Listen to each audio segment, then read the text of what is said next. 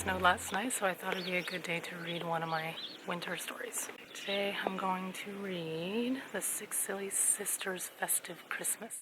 Once upon the winter solstice of an extremely snowy December, there were 6 silly sisters who lived in a stinky sock with their trusty huskies named Sylvester and Pascal. Sandi, Sarah, Sylvia, Susan, Sammi, and Sally, the smallest, sensed the mystique of the season swirling in the air with every single sparkling snowflake that was slowly circling from the splendid snow globe-like sky surrounding them. Sandi was stoked that soon Santa Claus would be coming in his slick sleigh with sleigh bells sounding. Sarah wished she could sit in his sleigh for a sleigh ride with Dancer, Blitzen, and the rest of the speedy sky-racing reindeer. Sylvia fantasized about prancing with Prancer. Susan and Sammi fussed over surprises for their sisters, and the littlest sister, Sally, made a list to send to Santa and his helpers.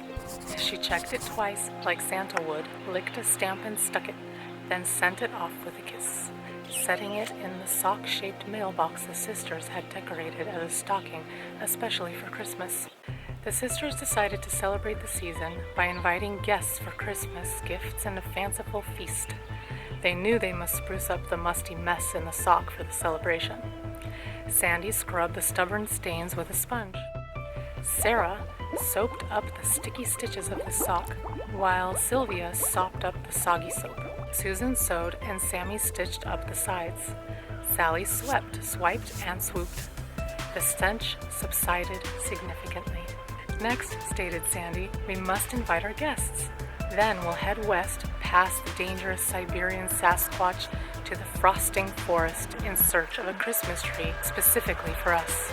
The sisters loved adventurous escapades, so they dressed into their musty coats, fleece jackets, socks, boots, and snowshoes that they had stored in storage in the sock's dusty basement. Soon, they were wrapped up like presents with scarves and mitts, their arms slightly stiff at their sides. The only things missing were bows on top. The girls set out in single file like baby ducks, from oldest to youngest. First went Sandi, then Sarah, Sylvia, Susan, Sammi, and last but not least, littlest sister, Sally. They started on their quest across the snowy landscape with their huskies, a compass, their skates, a sled, and some string. We have a snowmobiler. 'Twas quite crisp, and frost blasted their rosy cheeks as they stepped outside to start their brisk and risky odyssey. Even Jack Frost tried to snip and snap at their noses and dozes with frostbite.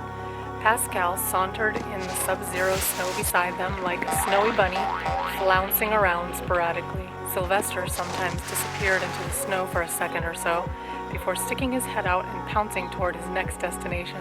The first stop for the 6 sisters was the glistening glass castle with a pristine palace next door where Prince Paris II and prissy Princess Priscilla stayed. The palace was dripping in glorious crystal icicle spikes.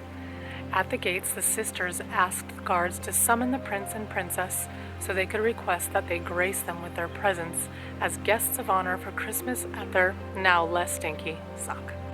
Of course, Priscilla exclaimed. We'll bring the snickerdoodles and ginger snaps. Fantastic, the oldest sisters said and curtsied respectfully as they skedaddled. While they spoke, little Sally had sprawled out on the snow-dusted cobblestones and made some silly snow angels. The next stop was at their Snowfox friends, the Snowfox's house. Mr. Todd's Snowfox said they'd swing by the sock at sunset with Mrs. Vixen Snowfox and their 7 fox kits, Christopher, Crispin, Nicholas, Sebastian, Scotty, Scooter, and Skeeter. The foxes promised to supply them with 7 delicious dishes, like crusty crisps and twisted cypress fusilli pasta. The sisters said in sing-songy voices, "See you soon," and restarted their travels, but Sally threw some fistfuls of snowballs at her sisters' faces, causing them to have a spontaneous snowball fight. Finally, Sandi, the oldest and wisest of the sisters, exclaimed with a smile, "Ladies, listen! Let's go, slowpokes!" Thus the sisters commenced on their scenic journey toward the frosting forest. The last and worst obstacle was to ice skate across the glassy lake without being seen by any of the sinister monsters. The sisters had many ice skating lessons in the past, but it was impossible to tell if the ice was completely frozen solid or not. To test it, Sarah skipped a slick stone, and as it skidded across, it made a spooky sound that seemed as if from outer space. They cautiously stepped onto the see-through ice. The sisters could see below the smooth surface at the stillness where they had just recently swum this past summer, and swans had been submerging their flexible necks when snapping their beaks at schools of sleek fish swimming by. The sisters skillfully danced their way across the turquoise glacé. Sylvia started spinning in graceful circles, leaving tracks of swirls in the glossy ice as she spun. Suddenly, just 70 steps to the side, they noticed an abominable snowman and his Sasquatch parents ice fishing for bass. Startled, Sylvia swerved, her skates crossed, she stumbled and sat flat, disturbing some gaggle of geese. One goose got loose and squawked. "Oops," hissed Sylvia, embarrassed. Luckily, the snowman saw the goose instead of the scared sisters. This was their chance, so Sammi speedily assisted Sylvia in standing up, and Sandi dusted off some sleety bits of slush from her clumsy sister's snowsuit. Somehow, with all the hustle and bustle, the fierce snowmen were distracted and stared at the squawking goose flying south, so the sisters were able to sneak by. They passed past the ferocious snowmen, escaping unnoticed. "That was close," whispered Sandi. "Too close," inserted Susan. Once safe on the other side, the sisters busted into the woods and stood smack dab inside the frosting forest. They searched just past the leafless oaks and sycamore trees. Almost instantly, they spotted the spectacular Christmas tree that was best for them. It smelled of cedar. Instead of sawing it down, they scratched away the soil and placed its roots into a bucket so they could replace it once the snow dissipated in spring. Next, they secured the sappy tree to the rustic sled with a string they had saved from last year's tree and strapped the sled to Sylvester and Pascal. The now ice cube-like sisters returned toward the east, this time skimming silently back across the placid lake without a sound. "Listen," said Sammi. She swore she could hear thunder snow in the distance. This was when they realized that somehow they were lost in a squall near some spelunking Sasquatch. They could barely see past their own snowflakey eyelashes. But thanks to their trusty huskies, Pascal and Sylvester's noses, they sniffed their way past the subterranean ice caves and once again successfully escaped to safety. Finally, after several excruciating hours, they returned from their adventurous excursion into the insulation of their not-so-stinky sock, where they nestled near the furnace till their goosebumps got toasty and subsided. The massive Christmas tree they had selected gave the previously unsightly sock an instant festive facelift. Next, the sisters spent several hours meticulously dressing their special Christmas tree and house with decorations.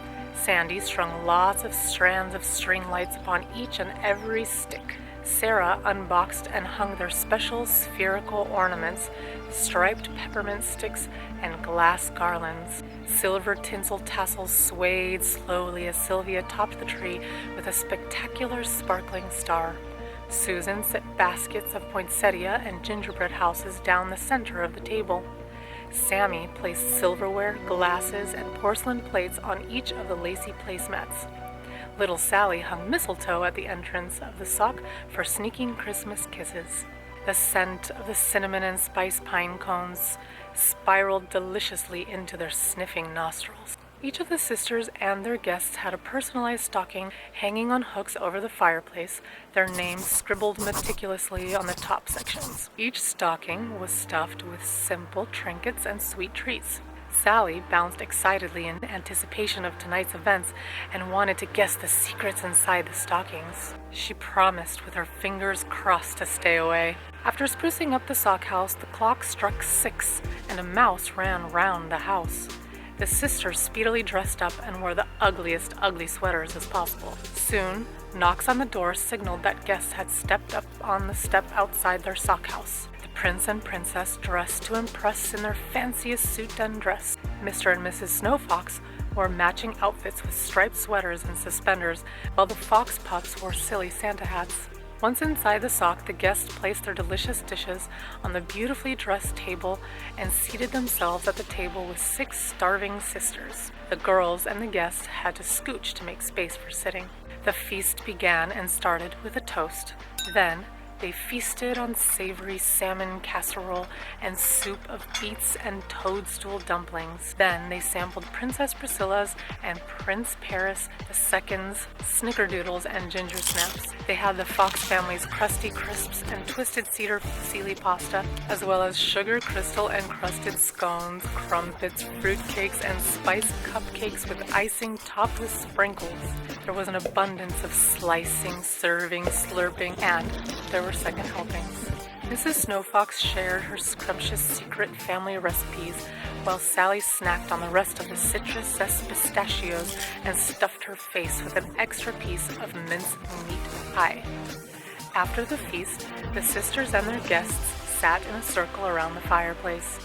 Mr. Snowfox stoked the cinders, chestnuts were roasted, and spiced cider was sipped while they sang seasonal songs in unison like a chorus. Their favorites were the somber Cinder Boy, the spunky Snowman Twist, and the sentimental classic, Night of Silence. Sarah was a soprano. Christopher sang in bass. Crispin sang falsetto, while the rest did their best to just stay in the key of C. Sebastian and Scotty played trumpets while finishing the last of the crumpets, and Scooter played the saxophone.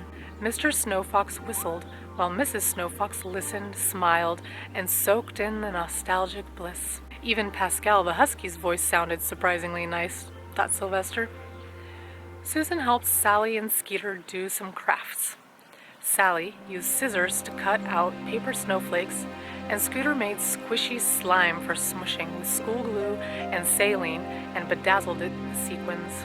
They had a Christmas sleepover so the sisters and their guests could sleep in shifts for a better chance to sneak a stolen glimpse of Santa.